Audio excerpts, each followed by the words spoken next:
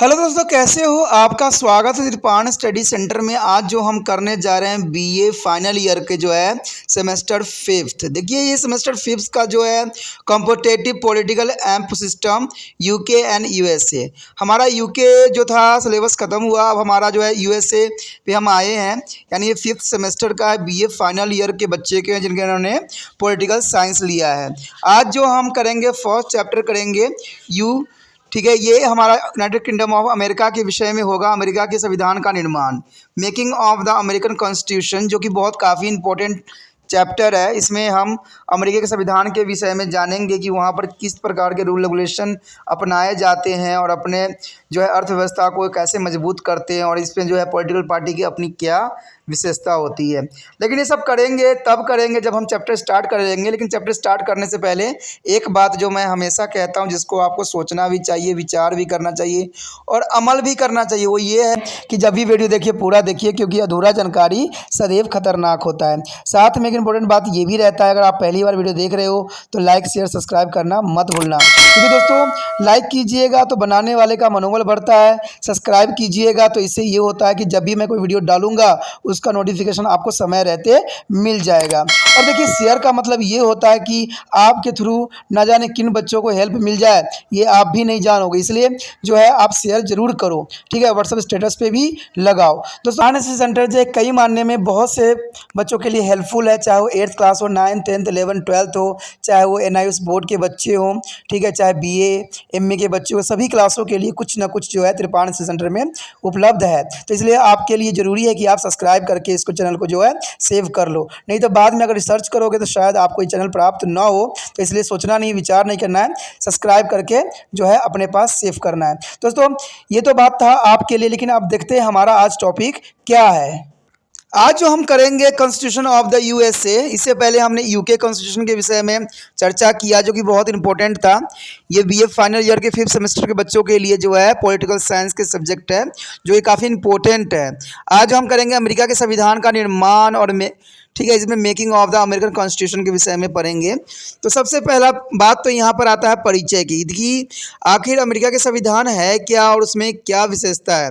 इससे पहले हमने जो यूके के जो संविधान के विषय में पढ़ा था और उनके रूल रेगुलेशन के विषय में पढ़ा था, बहुत ही रोचक, बहुत ही अच्छी थी, जिसको आपको देखना भी चाहिए और उसको समझने की कोशिश भी करने चाहिए। इससे आपको बहुत ही काफ़ी बातें समझ में आएगी कि जो यूके की जो कॉन्स्टिट्यूशन थी और वहाँ की जो कहते हैं पार्टियां थी, उन्होंने कितना महत्वपूर्ण योगदान दिया और कैसे जो है वहाँ पर जो है सुचारू रूप से सभी कार्य होते हैं। अब यहाँ बात करते हैं अमेरिका के संविधान का निर्माण, क्योंकि अमेरिका भी कहते हैं नंबर 1 पे है अपनी पॉलिटिकल पार्टीज के रिगार्डिंग। तो देखा जाए, अगर परिचय की बात किया जाए तो लेखकों का कथन है कि संयुक्त राज्य अमेरिका के संविधान विद्यार्थियों की सब संविधानों से अधिक लोकतंत्र राज्य की सामग्री का अध्ययन करने का अवसर प्रदान करता है। यानी देखा जाए तो ये सभी विद्यार्थियों के लिए जो संविधान के अध्ययन करते हैं उनके लिए काफ़ी रोचक रहेगा। एक भारतीय विद्यार्थियों को लिए इसका अध्ययन बहुत महत्वपूर्ण रहेगा। इसका कारण ये नहीं है कि इंग्लैंड के संविधान का विरोधी है, अतुल इससे भी यह एक ऐसे देश का संविधान है जो पश्चिमी लोकतंत्र प्रणाली की आगामी बन गया है। यानी देखा जाए तो अमेरिका जो है अब पश्चिमी देशों का सबसे बड़ा जो है आगामी अड्डा बन गया है और इसने काफ़ी कुछ जो है लोगों को सिखाने की कोशिश किया है। बात करें यहाँ पर अगर हम संयुक्त राज्य अमेरिका की, जिसमें पश्चिम सभ्यता का नेतृत्व संभाल लिया है और जो किसी भी समय इंग्लैंड के हाथों में था, ठीक है। यानी इंग्लैंड के हाथों में पहले कठपुतली थी, लेकिन फिर भी इंग्लैंड के जैसे ही हाथ से निकला, ये विश्व में जो है अपना प्रभुता स्थापित करने में सबसे आगे आ गया। कहते हैं विकास के इतिहास में पर्याप्त लंबा है इसकी, और देखा जाए तो सन 1770-76 तक यह राज्य 13 छोटे छोटे राज्य स्वतंत्र राज्य में बटा हुआ था, जो कि काफ़ी इंपॉर्टेंट बात आती है। यदि बात करें हम ये कि राज्य इंग्लैंड की अगर की बस्तियां थी, तो इस महान देश में 50 राज्य प्रदेश हैं, जो कि संयुक्त राज्य अमेरिका के अटूट अंग हैं। अगर देखा जाए तो इंग्लैंड जो था अमेरिका पर अपना काफ़ी दबदबा डाला था, क्योंकि ये जो थी 1776 ईस्वी तक जो है 13 छोटे छोटे जो है स्वतंत्र राज्यों में बट गया था, और ये जो है राज्य इंग्लैंड की बस्तियां थी। और इस समय महान देश में जो है 50 राज्य अर्थात प्रदेश है, जो कि संयुक्त राज्य अमेरिका के अटूट अंग हो गए हैं। इसका कुल क्षेत्रफल जो है अगर देखा जाए तो काफ़ी वर्ग मीटर बहुत बड़ा है। अगर वर्ग मीटर की बात करें तो इसमें तो देखा जाए तो कहते हैं 93 लाख वर्ग किलोमीटर से भी ऊपर है इसकी। और इसकी जनसंख्या जो है 32 करोड़ से अधिक है। इसकी जनसंख्या कई जो है राष्ट्रीयता का मिश्रण भी कहा जाता है, क्योंकि इसमें कई राष्ट्र के लोग जो है मिश्रित होते हैं। अगर बात 32 करोड़ लिया जाए तो उसमें बहुत से दूसरे देशों से भी आए हुए लोग हुए हैं, क्योंकि यहाँ पर कई प्रकार के नागरिक रहते हैं। कहते हैं बहुसंख्या तो यूरोप में आए हुए लोगों की है, जिनमें जो है बरतानी, फ्रांस, जर्मनी, इटली आदि के लोग होते हैं। इसके अतिरिक्त अगर कुल जनसंख्या का 1/10वां भाग काले लोगों का जो है निग्रो का ही है, यानी 1/10वां भाग जो है काला निग्रो लोगों ही यहाँ पर जो है रहते हैं। और लगभग जो है 40,000 रेड इंडियंस भी यहाँ पर रहते हैं, यानी 40,000 रेड इंडियन यहाँ पर रहते हैं। जनसंख्या के लगभग 2/3 भाग जो है नगरों और कस्बों में रहते हैं। जैसे जैसे देश में उद्योग का विकास हुआ, बड़े बड़े नगर बन गए, और कुछ ऐसे हैं जिनकी जनसंख्या जो है 60 लाख से अधिक है। इस राज्य में कोई सरकारी धर्म नहीं है, यानी किसी भी धर्म को ये प्रायोरिटी नहीं देते हैं। राज्य तथा धर्म के बिल्कुल ही भिन्न रखा गया है। संविधान में स्पष्ट कर दिया गया है कि कांग्रेस जो है केंद्रीय विधानमंडल कोई भी ऐसा कानून नहीं बना सकता है जिसकी जो है लक्ष्य किसी धर्म की स्थापना अथवा किसी धर्म का निषेध हो। संयुक्त राज्य अमेरिका पूर्णतः धर्मनिरपेक्ष राज्य है। यहाँ पर सभी धर्मों को एक ही जैसा जो है मान्यता दी गई है। तो ये काफ़ी इम्पोर्टेंट बात यहाँ पर जो है अमेरिका के संविधान के रूप में देखा जा सकता है। और बात करें यहाँ पर संवैधानिक दृष्टि से संयुक्त राज्य अमेरिका की संविधान का महत्व का, तो इसमें बहुत ही काफ़ी इम्पोर्टेंट है। ये संविधान विश्व का जो है प्राचीनतम जो है संघ संविधान यानी फेडरल कॉन्स्टिट्यूशन है। और इस संविधान की जो है अन्य महत्वपूर्ण जो विशेषताओं में आध्यात्मिक शासन प्रणाली का है, शक्तियों का पूर्तिकरण का जो है सिद्धांत एवं नियंत्रण जो है संतुलन का सिद्धांत, प्राथमिक आधारों का वर्णन आदि है। इसलिए कहा जाता है कि संयुक्त राज्य अमेरिका का संविधान विश्व के संवैधानिक इतिहास में एक महत्वपूर्ण अनुभव था, और इस संविधान ने संसार के सिद्धांतों तथा कार्यों के प्रति महान भाग डाला है। यानी बात करें यहाँ पर अमेरिका के संविधान, तो अमेरिका के संविधान जो है बहुत महत्वपूर्ण है, और ये इंग्लैंड से ही प्रेरित है, लेकिन फिर भी जो है ये अपने आप को आगे विश्व में नंबर 1 पे खुद को स्थान प्राप्त कर चुका है। तो इसका संविधान भी काफ़ी विचित्र होगी, बहुत इंपॉर्टेंट होगी, और इसमें जो है बहुत चीज़ें हमें जो है असमंजसता का जो रूप प्रकट हुई है हमारे इंडिया में होती है, वैसा यहाँ पर देखने को नहीं मिलेगा। तभी ये संविधान जो है काफ़ी विस्तृत और सबसे इम्पोर्टेंट माना जा सकता है, क्योंकि आपको यहाँ पर पता ही है कि हर तरह के धर्म जो है लोग रह रहे हैं, ठीक है, चाहे निग्रो हो, चाहे जो रेड इंडियन हो, चाहे अमेरिकन हो, सारे के सारे जो है मिले जुले यहाँ पर देखने को मिलेगा। तभी अमेरिका जो है धर्मनिरपेक्ष राज्य है। अगला टॉपिक जो हमारा दोस्तों होगा इसमें यही होगा कि जो अमेरिका के संविधान के निर्माण की विभिन्न अवस्थाएं कौन कौन सी है, किस प्रकार जो है अमेरिकी के संविधान को आगे बढ़ाया गया। तो ये काफ़ी रोचक बात आप लोगों के लिए रहेगी, तो इसको बहुत ही ध्यान से समझने की कोशिश करना, क्योंकि अमेरिकी संविधान की जो है निर्माण की कौन कौन सी अवस्थाएं आई, ये जानना आपके लिए अत्यंत महत्वपूर्ण रहेगा। बात यहाँ करें संयुक्त राज्य अमेरिका, जिसे सर्वप्रथम नया विश्व भी या न्यू वर्ल्ड भी कहा जाता है, आरंभ में इंग्लैंड की 3 बस्तियों के रूप में था। यानी इंग्लैंड से 3 बस्तियां जो थी यहाँ पर बसाई गई अमेरिका में। और इंग्लैंड के लोगों ने सर्वप्रथम सन जो है 1607 ईस्वी में जेम्स टाउन्स नामक बस्ती बसाई। सबसे पहला बस्ती जो थी 16वीं शताब्दी में बसाई गई थी, जिसमें जेम्स टाउन नामक बस्ती बसाई गई। तो आप समझ सकते हो कि इंग्लैंड के ही यहाँ पर जो है देन है, इस बस्ती का निर्माण है। और इसके पश्चात कई अन्य बस्तियाँ भी बनी। कहते हैं बस्तियां स्थापित करने के लिए किसी कानूनी अधिकार का होना आवश्यक था। यह अधिकार इंग्लैंडों के राज्य की ओर से दिए गए थे। राज्य द्वारा दिए गए अधिकार पत्रों के अनुसार 3 प्रकार की वस्तु की स्थापना यहाँ पर की गई थी। पहला था राज्य बस्तियाँ, ठीक है, राज्य बस्तियों को किया गया, जिसमें इसका नियंत्रण प्रत्येक रूप से इंग्लैंड की सरकार अपने जो है नियुक्त राज्यपालों के द्वारा किया करता था। यानी राज्यपाल जो थी राज्य बस्तियों को नियंत्रण करती थी। दूसरा था संपत्ति बस्तियां। संपत्ति बस्तियां में थी ये बस्तियां सामंतों और किसी व्यक्तियों की निजी संपत्ति थी। निस्संदेह इसके शासन संबंधी अधिकार राज्य का पास ही होता था। और तीसरी बस्तियां जो थी चार्टर बस्ती, यानी चार्टर बस्ती। इन बस्तियों को अधिकार शक्ति किसी एक व्यक्ति के पास नहीं था, केवल किसी समूह या कंपनी के हाथों में होती थी। तो आपको पता है कि सबसे पहले जो अमेरिका में बसने वाले लोग थे वो इंग्लैंड के ही थे, और यहाँ पर आके उन्होंने बसा और 3 प्रकार की बस्ती बनाई। 3 प्रकार की बस्तियों का नाम आपको याद होना चाहिए: राज्य बस्ती, समर्पित बस्ती और चार्टर बस्ती। ये 3 टाइप से जो है इसको बनाया गया। कहते हैं इन बस्तियों के निस्संदेह हमने 3 प्रकार बताया है, परंतु इसकी राज्य प्रणाली में कोई विशेष अंतर न था, यानी राज्य करने की में जो है विशेष अंतर नहीं देखने को मिलता है। स्थानीय विषय में बस्तियों की सरकार स्वतंत्र थी, यानी यहाँ पर जो है सरकारें बिल्कुल स्वतंत्र थी।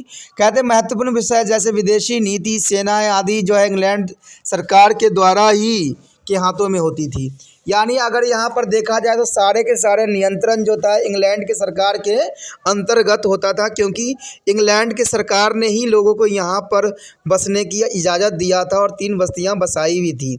तो इंग्लैंड के वजह से जो है अमेरिका का अस्तित्व यहाँ पर आया और अमेरिका जो है संविधान का निर्माण भी हुआ। इंग्लैंड सरकार की बस्तियों किसी बाहरी आक्रमण की रक्षा करने के लिए उत्तरदायी थी।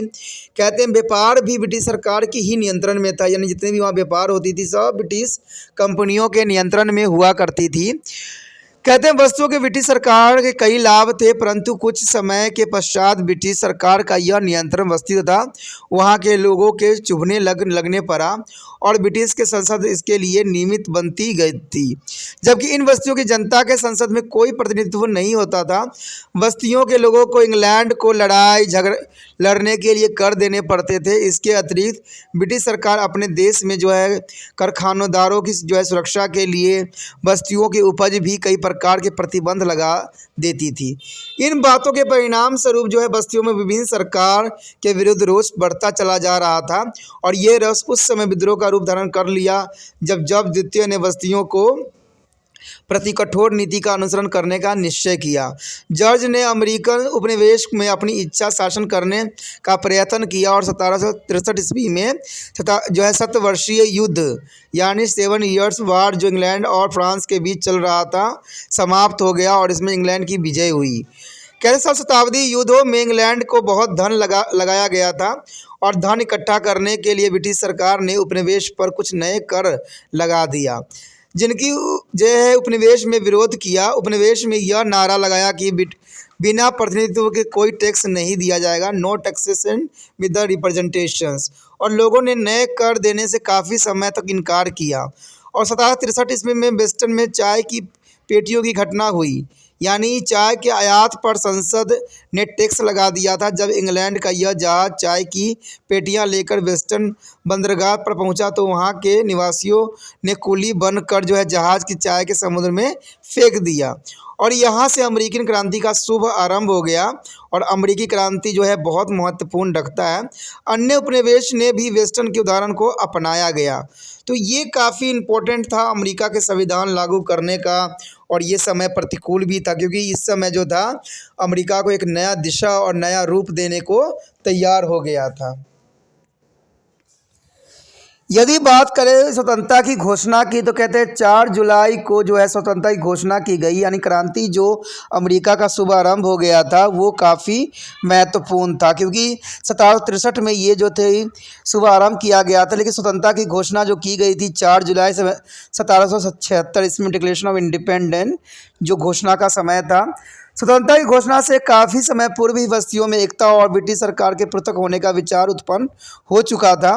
बस्तियों तथा ब्रिटिश सरकार द्वारा भेजे गए गवर्नरों में मतभेद हो जाते थे। इन गवर्नरों को बस्तियों का आदर से नहीं देखा जाता था, यानी इन गवर्नरों को आदर सम्मान नहीं दिया जाता था बस्ती की तरफ से, क्योंकि इनमें बहुत से टूटे हुए अयोग्य जो है जागीरदार होते थे जो अत्यधिक भ्रष्टाचारी और बुरे चाल चलन वाले होते थे, इसलिए लोग उनको प्रोटीन नहीं देते थे और उनसे दूर रहने की कोशिश करते थे। कहते हैं सन 1774 से लेकर 75 ईस्वी में फिलाडेल्फिया में सारी बस्तियों में प्रतिनिधित्व की बैठक हुई।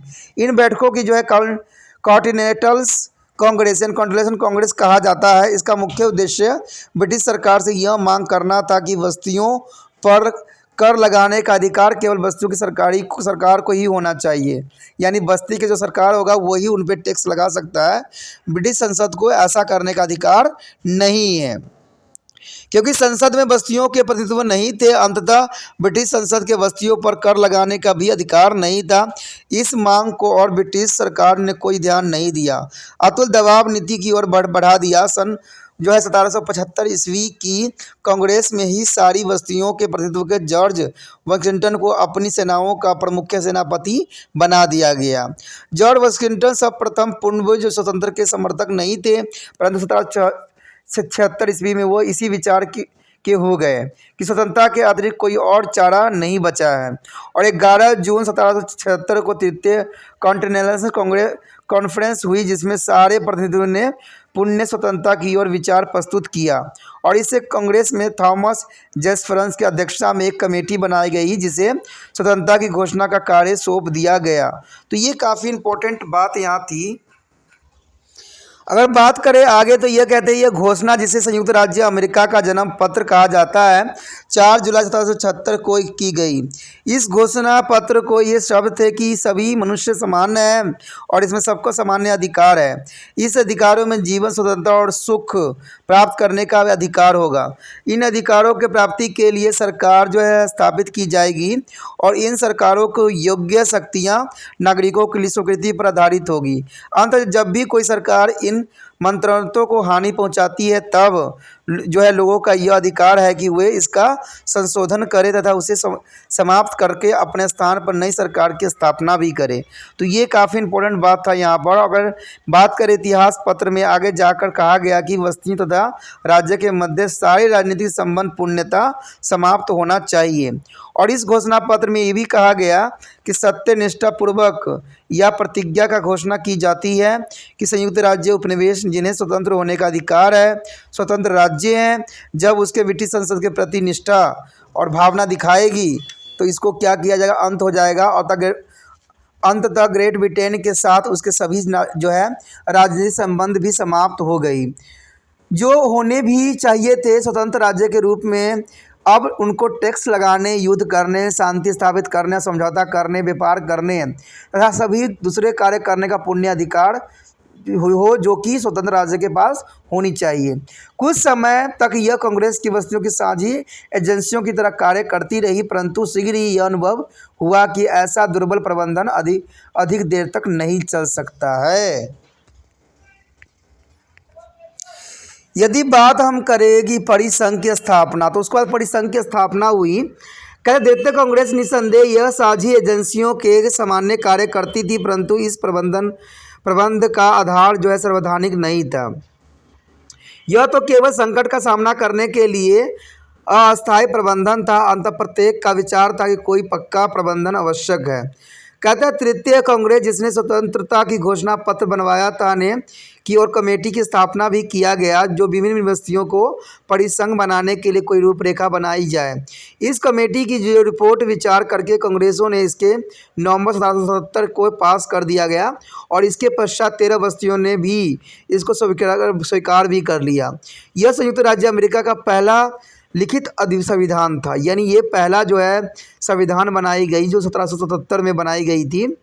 कहते हैं इस संविधान से पहले अनुच्छेद में राज्य मंडल की संयुक्त राज्य अमेरिका का नाम दिया गया था और दूसरे अनुच्छेद में ये भी कहा गया कि प्रत्येक राज्य अपनी जो है प्रभु सत्ताधिकार क्षेत्र अधिकार अपने पास रखेगा, जो परिसंघ संयुक्त राज्य के कांग्रेस को नहीं देता है। इस आधार से स्पष्ट हो गया कि राज्य अपने व्यक्तिगत अस्तित्व को सुरक्षित रखना चाहता था और कुछ मतबंधों के प्राप्ति को ही वह चाहता था। वह परिसंघ एक खुला डुला जो है संगठन थी, यानी खुला डुला संगठन थी। अनुच्छेद में तीनों में एक स्पष्ट कर दिया गया था कि यह राज्य जो है मित्रता का दृढ़ संगठन में सम्मिलित है, जिनका लक्ष्य साझा जो है रक्षा करना, स्वतंत्रता की रक्षा और साझा कल्याण है। इन अनुच्छेदों में कांग्रेस की स्थापना को, जिसमें प्रत्येक राज्य को कम से कम 2 और अधिक से अधिक 7 प्रतिनिधित्व होते थे, परंतु प्रत्येक राज्य को यह वोट प्राप्त था। इस प्रकार प्रत्येक राज्य को बराबर का दर्जा दिया गया। जब कांग्रेस का अधिवेशन न हो रहा था तो उस समय जो है कांग्रेस के सारे काम राज्य कमेटी करती थी, जिसमें प्रत्येक राज्य का एक सदस्य होता था। राज्य अपने प्रतिनिधियों को स्वयं वेतन देते थे और जिस समय चाहे उन्हें बदल भी सकते थे। कांग्रेस जो कि केंद्र का मुख्य अंग थी, एक सदन वाली कांग्रेस थी जिसकी शक्तियां बहुत सीमित थी। आग रे आ तथा रे ने बात को संबंध में कहा भी था, जो कि बहुत जरूरी थी। तो इसमें विचारधारा यही थी कि परिसंघ की जो है कांग्रेस वास्तव में राज्य की एक बड़ी कमेटी थी जिसे कोई प्रबंधक कार्य किए गए थे। कहते हैं जैसे विदेशी संबंध, युद्ध की घोषणा करना, ठीक है, जल सेना बनाना, अधिकार करना आदि इसमें सम्मिलित थी, परंतु कांग्रेस के महत्वपूर्ण निर्णय के लिए जो है कम से कम 9 राज्य की स्वीकृति अनिवार्य थी। अंततः इसे निर्णय सुझाव ही होते थे। कांग्रेस के वर्तमान अगर देखा जाए कांग्रेस के सामान्य किसी प्रकार के राष्ट्रीय विधानमंडल नहीं कहा जा सकता था उस समय। वास्तव में परिसंघ यानी कॉन्फेडरेशंस एक ढीला ढाला संगठन था जो राज्य को दिया पर निर्भर था। यानी इसमें जो है प्रोफेसर मुनरो ने भी कहा था कि यह एक संगठन जो है विशेष रूप से निर्बल था क्योंकि इसमें चारों बातों का अभाव था जो कि प्रत्येक दृष्टि से राष्ट्रीय सरकार के पास होनी आवश्यक है। यह 4 बातें करो कद का धन प्राप्त करना, ऋण लेना, व्यापार के निमित्त कर तथा राष्ट्र की रक्षा के लिए सेना का संगठन और इसमें खर्च करना, ये सारी बातें इसमें सम्मिलित थी। अब बात यहाँ करें राष्ट्रपति विलियम्स के, जिन्होंने लिखा था और इन्होंने कहा भी था इस संगठन के बारे में कि इसका कोई कार्यपालिक शक्तियाँ प्राप्त न थी और इसी कारण यह विवश था कि अपेक्षित थी यह कई महत्वपूर्ण निर्णय नहीं कर सकती थी क्योंकि इसके लिए 9 राज्य का अनुमोदन प्राप्त करना आवश्यक था, जो कि बड़ी कठिन कार्य था। यानी 9 राज्य का जो था अनुदान प्राप्त करना अत्यंत महत्वपूर्ण बात रखी गई थी। विशेषतः जब जो है स्वतंत्रता संग्राम का भार समाप्त हो गया तो कांग्रेस में राज्य की रुचि का जो है प्रायः अंत सा हो गया था। यहाँ तक कि कुछ राज्य में कांग्रेस ने अपने प्रतिनिधि भी न भेजे। सबसे बड़ी बात यह थी कि कांग्रेस की शासन करने के केवल एक ही शक्ति थी, कांग्रेस के परामर्श देना। यह राज्य में धन की मांग कर सकती थी परंतु उन्हें धन देने के लिए बाध्य नहीं कर सकती थी। यह राज्य को सेना भेजने को कह सकती थी परंतु इस मांगों को पूरा करने के लिए उन्हें बाध्य नहीं कर सकते थे। यह जो है संधियाँ कर सकती थी परंतु उसके पूरा करने के लिए राज्य पर निर्भर थी। यह ऋण लेने के लिए समझौते पर कर सकती थी परंतु अगर बात करें इसके तो ऋण का भुगतान करने के लिए राज्य पर वो आश्रित थी। कांग्रेस एक ऐसी संस्था थी जिसके अधिकार तो बहुत थे परंतु शक्तियां कुछ न थी। कांग्रेस में जो है सम्मिलित संयुक्त राज्य एक सलाह देने वाले बोर्ड से अधिक कुछ भी नहीं था उस समय। यदि बात करें वर्तमान संविधान के निर्माण के तो making of the present constitution बहुत काफ़ी इम्पोर्टेंट था क्योंकि इससे जो था अमेरिका का संविधान लागू भी किया गया। क्या है, अगर देखा जाए परिसंघ की बात करें, संविधान युद्ध काल में तो चलता ही रहा, इसमें युद्ध जीता और एकता को बनाए रखा गया, परंतु युद्ध के उपरांत शीघ्र ही इसके जो है अवगुण दिखाई देने लग गए। इस संविधान की सबसे बड़ी त्रुटि यह थी कि केंद्रीय कांग्रेस राज्य की इच्छा पर निर्भर करती थी, यानी कांग्रेस के इच्छाओं पर ये चला करती थी। कांग्रेस को कोई भी कर लगाने का अधिकार न था, अपने निर्णय लागू करने के लिए उसके पास कोई शक्ति भी नहीं थी। राज्य के पारंपरिक व्यापार को नियंत्रित करने के लिए कांग्रेस के पास कोई शक्ति नहीं थी। केंद्रीय सरकार में कार्यपालिका तथा न्यायपालिका कोई प्रबंधन नहीं था अमेरिका में। परिणाम स्वरूप देश में गड़बड़ी फैल गई चारों तरफ और राज्य जो है सरकार कांग्रेस के द्वारा मांगे धन या सैनिक की मांग पर ध्यान नहीं देती थी। वे स्वयं देश के जो है संधीय समझौते करने लग पड़ी, जैसे पूर्व जो है प्रभुसत्ता वाले राज्य किया करते थे। इसलिए देश के नेताओं में यह समझ लिया कि राज्य मंडल का सफल होना असंभव है। जॉर्ज वाशिंगटन से स्पष्ट रूप से कहा था कि मैं विचार करता हूं कि हमारा राष्ट्र उसी समय तक जीवित था तथा उन्नत रह सकता था जब संघ शक्तिशाली हो, उसका राज्य पर नियंत्रण हो तथा सभी राज्य इस संघीय सरकार का पुण्य रूप पालन कर ले। मेडल्स ने भी यही घोषणा किया कि हमारी एकता शीघ्र ही धरती पर गिर पड़ेगी यदि हम इसे पक्के खंभे को सहारा न देते तो। इसमें हेल्मस्टन ने भी बात को साफ शब्दों में कहा था कि राष्ट्रीय सरकार के बिना राष्ट्रीय एक दयनीय दृश्य है। अंततः इसका दृढ़ एकता और दृढ़ केंद्र बनाने में संबंधित मत का पकड़ता गया और इस मतभेद के लिए मई 1787 ईस्वी में जो है फिलाडेल्फिया में एक समझौता हुआ जिसका लक्ष्य परिसंघ के संविधान आवश्यकता के अनुसार संशोधन करना था। अब यहाँ पर फिलाडेल्फिया सम्मेलन क्या था देखते हैं। जो यहाँ पर बताया गया फिलाडेल्फिया कन्वेंशन होती क्या है।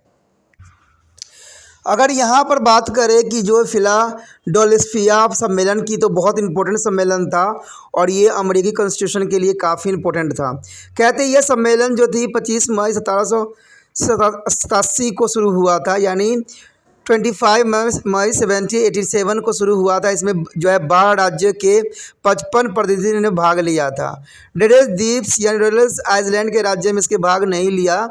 इस सम्मेलन का मुख्य लक्ष्य राज्य के अधिक से अधिक स्वतंत्रता बनाए रखने के साथ साथ एक शक्तिशाली तथा स्थिर केंद्रीय सरकार बनाना था। जैफरसन के इसके जो है अर्धदेवी की सभा यानी सिंबल ऑफ सेमी गॉड्स कहा गया था। और ब्रेड्स के अनुसार इस बात को इतिहास में कोई भी ऐसा सम्मेलन नहीं मिलता है जिसमें से उच्च राजनीतिक अनुभव वाले, जो मानसिक स्वभाव और व्यापारिक ज्ञान को जानने वाले और सरकार के सार को समझने वाले व्यक्ति का जो है जमघट हुआ हो। तो ये बात काफ़ी इंपॉर्टेंट रहता है यहाँ पर। इस सम्मेलन में सम्मिलित हुए जो है सदस्यों में वाशिंगटन, हैम्स्टन, मैडिसन, फ्रैंकलिन और विल्सन, जॉर्ज मैसन, सारे के सारे जो महत्वपूर्ण नेता थे, सब ने इसमें पार्टिसिपेट किया।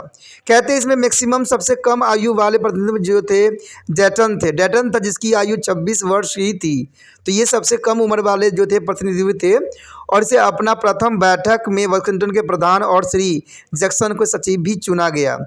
कहते हैं यह सम्मेलन जो सभ्यता परिसंघ के संविधान में संशोधन करने के लिए बुलाया गया था, न कि संयुक्त राज्य अमेरिका के लिए संविधान की रचना करने के लिए। परंतु संविधान ने जो है सभापति वाशिंगटन का सुझाव शीघ्र ही मान लिया कि हमें केवल अस्थायी प्रबंधन नहीं करने चाहिए, अतुल संविधान की तह में जाकर इसकी त्रुटियां ढूंढनी चाहिए तथा उनके पुण्य संविधान बनाने का भी हमें कोशिश करते रहना चाहिए। और इसके जो है पश्चात सम्मेलन के समक्ष कई जो है संविधानियों की जो है पूरा किया गया और इन सभी समक्ष किए गए संविधानों के रूप भी रेखा भी तैयार की गई। कहते भिन्न विभिन्न योजनाओं का नाम भी दिया गया और कई परियोजना में केंद्रीय सरकार को बहुत शक्तिशाली भी बनाया गया और कुछ में राज्य को सरकार को भी। तो इस प्रकार जो है हमारा कहते हैं अमेरिका का कॉन्स्टिट्यूशन लागू किया गया और कॉन्स्टिट्यूशन बनाया गया जब फिलाडेल्फिया सम्मेलन हुआ। यदि हम बात करें आगे नए संविधान की स्वीकृति की, तो ये बात काफ़ी इम्पोर्टेंट था, the ratification of new constitution. कहते सम्मेलन का यह निर्णय था कि नया संविधान उस समय ही लागू होगा जब 13 राज्यों में से 3/4 राज्य अर्थात 9 राज्य इसकी स्वीकृति देंगे। यानी 9 राज्य की स्वीकृति के लिए ये संविधान जो है रोक दिया गया। सारे देश में नए संविधान के विरुद्ध तथा पक्ष में प्रचार आरंभ हो गया। संविधान के विरोध का डर इसलिए भी था क्योंकि सम्मेलन राज्य मंडल के संविधान में संशोधन करने के लिए बुलाया गया था कि नए संविधान बनाने के लिए। कहते हैं हैमिल्टन तथा मैडिसन ने संविधान के पक्ष में प्रचार करने का बीड़ा उठाया और उन्होंने संघवादी यानी द फेडरलिज्म नाम की एक छोटी सी किताब भी छपवाई। कहते समाचार पत्रों में उन्होंने पत्र लिखने आरंभ किए। उनके प्रचार का प्रभाव इतना अधिक हुआ कि न्यूयॉर्क जैसे राज्य ने भी इसको स्वीकृति दे दी। सर्वप्रथम 7 दिसंबर 1787 जो है 87 को जो है डेलावेयर राज्य ने इसे स्वीकृति भी दे दी। यानी धीरे धीरे सभी राज्यों ने इसे स्वीकृति दे दी। कहते हैं न्यूयॉर्क 11वां राज्य था जिसने 26 जुलाई 1788 को स्वीकृति दिया, यानी 11वां राज्य के रूप में दिया, जबकि 9 राज्यों की आवश्यकता थी। कई राज्यों में संविधान की स्वीकृति यह विश्वास दिलाने पर दी कि शीघ्र ही संविधान में अधिकार पद यानी बिल ऑफ राइट्स सम्मिलित कर दिया जाएगा। अन्य संविधानों में जो है 4 मार्च 1789 को लागू किया गया, यानी 4 मार्च 1789 को लागू हुआ और प्रतिनिधि सदन का जो है संगठन 2 अप्रैल को जो है सीनेट का संगठन 5 अप्रैल को हुआ और 30 अप्रैल को जॉर्ज वाशिंगटन में संयुक्त राज्य अमेरिका के प्रथम राष्ट्रपति के रूप में पद शपथ ग्रहण करवाया गया। यानी जॉर्ज वाशिंगटन जो थे पहले राष्ट्रपति थे अमेरिका का, जहां से जो है अमेरिका अपना जो है पटरी पे आ गई। इस प्रकार संयुक्त राज्य अमेरिका का संविधान अस्तित्व में आया, जो कि लिखित संविधान का प्रथम उदाहरण था। इस संविधान के बनने पर विचार प्रकट करते हुए एक अमेरिकन लेखक ने कहा भी था कि यह हमारी समकालीन जो है सभ्याचार का प्रथम जो है कारनामा है। अमेरिका के लोग जो है 1787 के संविधान तथा उसके अनुसार किए गए संशोधनों के अनुसार ही शासन चलाते हैं और इस समय संयुक्त राज्य अमेरिका में 50 राज्य सम्मिलित हैं। अमेरिकन संविधान में अभी तक जो है 27 संशोधन हुए हैं और कहते हैं 1980 में ग्लेनार्ड रीगन अमेरिका के 40वें राष्ट्रपति चुने गए हैं और कहते हैं 1984 में जो है रोनाल्ड रीगन को दोबारा राष्ट्रपति चुना गया और 1988 में रिपब्लिकन पार्टी की जॉर्ज बुश राष्ट्रपति चुने गए और 1992 में डेमोक्रेटिक पार्टी के बिल क्लिंटन जो है राष्ट्रपति चुने गए और 1996 में बिल क्लिंटन इस पद पर पुण्य 4 वर्ष के लिए चुने गए और कहते 2004 में जॉर्ज डब्ल्यू बुश को पुण्य 4 वर्ष के लिए राष्ट्रपति चुना गया और 2008 एवं 2012 के चुनाव में जो है डेमोक्रेटिक पार्टी के उम्मीदवार बराक हुसैन ओबामा अमेरिका के राष्ट्रपति चुने गए और 2016 के चुनाव में रिपब्लिकन पार्टी के उम्मीदवार श्री डोनाल्ड ट्रंप को अमेरिका के राष्ट्रपति चुना गया और 2020 के चुनाव में डेमोक्रेटिक पार्टी के उम्मीदवार श्री जो बिडेन अमेरिका के राष्ट्रपति चुने गए। तो इस प्रकार जो है अमेरिका की यहाँ से जो है संविधान लागू हुई और ये संविधान जो था पूरे विश्व को बदल के रख दिया और आज जो है अमेरिका का संविधान सबसे मान्य और सबसे इम्पोर्टेंट रहा। दोस्तों इसी के साथ हमारा ये टॉपिक ख़त्म हो जाता है। आगे का टॉपिक जो होगा अमेरिका राज्य के संविधान की विशेषताएँ हैं तो उसमें हम करेंगे और जानेंगे कि जो है संयुक्त राज्य अमेरिका की विशेषता क्या है, क्या फीचर ऑफ कॉन्स्टिट्यूशन रहा और किस प्रकार जो है ये इंपॉर्टेंट है। तो इसी के साथ हमारा ये टॉपिक खत्म हो जाता है। हम अगले वीडियो में मिलेंगे अगले टॉपिक के साथ। तो आप इसी तरह त्रिपाण सेंटर को लाइक शेयर सब्सक्राइब जरूर कीजिए। साथ में आपको पता है कि एक उद्देश्य त्रिपाणी स्टडी सेंटर का सदैव रहा है कि ये सभी बच्चों तक पहुंचना चाहता है क्योंकि सभी बच्चों को ये ज्ञान की ज़रूरत है। कहते हैं सिर्फ एग्ज़ाम में पास हो जाने से आप नहीं तीर मार लोगे, जब तक आप पूरे देशों के संविधान नहीं समझोगे तो हमारे देश में ऐसा संविधान कैसे बन पाएगा, ऐसे रूल रेगुलेशन कैसे लागू होगा जब तक आप समझदार नहीं बनोगे। तो इसलिए आपको कुछ भी नहीं करना है, ना बच्चों के जाकर समझाना है, ना विचार करना है। सिर्फ आपने क्या करना है, जो ये यूट्यूब से जो है लिंक को कॉपी करना है और व्हाट्सएप स्टेटस पे लगा देना है। इसी के साथ जो है दोस्तों हमारा टॉपिक आज खत्म हो रहा है। ठीक है, अगर आपको अच्छा लगा तो लाइक शेयर सब्सक्राइब जरूर कीजिए। अगर पहली बार अगर आप वीडियो देख रहे हो, पहली बार मेरे चैनल पे आए हो तो सब्सक्राइब करना आपका फ़र्ज़ बन जाता है। सब्सक्राइब करने से ये होगा कि जो भी मैं आप क्लास के रिगार्डिंग कोई भी वीडियो डालूंगा उसका नोटिफिकेशन जो है समय समय पर आपको प्राप्त होता रहेगा। अगर सब्सक्राइब नहीं कीजिएगा, अगर आप दोबारा से त्रिपाण स्टडी सेंटर पर आने की कोशिश कीजिएगा तो वहाँ पर आप त्रिपाण लिखिएगा तो जो है वो तिरपस कर देगा। ठीक है, जो आप गूगल पर सर्च करेंगे तिरपस कर देगा, जिससे वजह से आप जो है मेरे वीडियो का जो है फ़ायदा नहीं उठा पाओगे। तो सोचिए मत, विचार मत कीजिए, सब्सक्राइब कीजिए। आप सोचते होइएगा कि मेरे जो एग्ज़ाम खत्म हो जाने के मेरा क्या ज़रूरत है त्रिपाण स्टडी सेंटर से। ठीक है, तो इसलिए सब्सक्राइब नहीं करने का सोचिएगा, लेकिन दोस्तों ऐसा नहीं है। त्रिपाण स्टडी सेंटर जो है बहुत हेल्पफुल है। क्योंकि ये जो है आपके 8th class 9th 10th 11th 12th जो आर्ट्स के सब्जेक्टों को कवर करता ही है, प्लस जो है ये NIC बोर्ड के जो है 10th +2 को भी कवर करता है। साथ में BA जो है फर्स्ट ईयर से लेकर 6 सेमेस्टर तक बच्चों के लिए ये अग्रसर रहेगा आर्ट्स सब्जेक्ट में। तो सोचिए नहीं, विचार नहीं कीजिए, काफ़ी जो है त्रिपाण स्टडी सेंटर का फ़ायदा ही फ़ायदा है। ठीक है, अगर आप मुझे प्रोत्साहित करोगे तो आपके लिए मैं तरह तरह के वीडियो बनाऊँगा जो आपको फ़ायदा पहुँचाएगा। एग्ज़ाम के तौर पर मैं आपको जो है पेपर भी आपको सोल्यूशन करके दिखाऊंगा जो आपके लिए फ़ायदेमंद रहेगा। अगर नहीं सब्सक्राइब कीजिएगा, मेरा मनोबल घटेगा, तो हो सकता है कि आपको फिर दोबारा मैं ना वीडियो बनाऊं और आपको फ़ायदा ना पहुंचाऊं। तो अभी भी नहीं सोचिए, मेरा जितना आप फैलाइएगा, जितने दूसरे बच्चों के साथ शेयर कीजिएगा, उतना जो है मैं आपके लिए कार्य करने में अग्रसर रहूँगा। ठीक है दोस्तों, इसे सोचिए मत, विचार मत कीजिए, अभी सब्सक्राइब कीजिए और अपने व्हाट्सएप स्टेटस पर लगाइए और दूसरे बच्चों के साथ भी शेयर कीजिए। ठीक है दोस्तों, अपना ध्यान रखना। बाय।